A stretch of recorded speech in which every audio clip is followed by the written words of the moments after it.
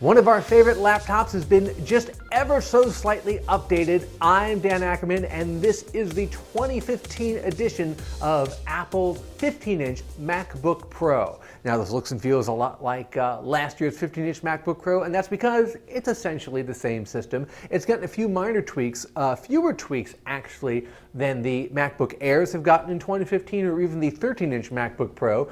We do get the new Force Touch Trackpad. That is a trackpad that is actually a flat piece of glass, sits on 4 sensors, doesn't have that sort of diving board click down mechanism anymore. What it has is a series of little haptic feedback sensors underneath it, so when you click on it, it gives you a little jog. It feels like you're clicking down, although you're really not. It's actually uncanny. And if you press down harder, you actually get 2 levels of click. You also get faster flash storage drive in here. If you're moving a lot of files back and forth, certainly that could be helpful. We didn't notice a huge difference in our benchmark tests. One thing you don't get, however, that other new 2015 MacBooks, new models and updated ones have gotten, is Intel's Broadwell generation processors. That's the 5th generation of the Core i3, Core i5, Core i7 processors.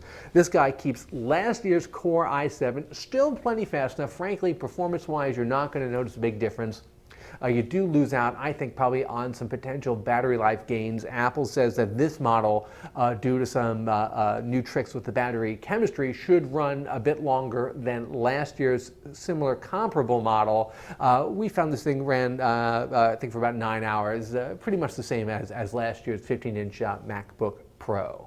This is both the largest and most powerful laptop that Apple makes right now, especially since the much beloved 17-inch version of the MacBook Pro has been discontinued for many years. And of course, you get that super high resolution, what Apple calls the Retina screen, and lots of ports and connections, even though it's very slim for a 15-inch laptop. You also get in the higher end model we have here, a new graphics card. It's the AMD Radeon R9 M370X, which was decent at 3D gaming, certainly not as fast as a true dedicated gaming laptop will be, but on a Mac, your gaming options are pretty limited anyway.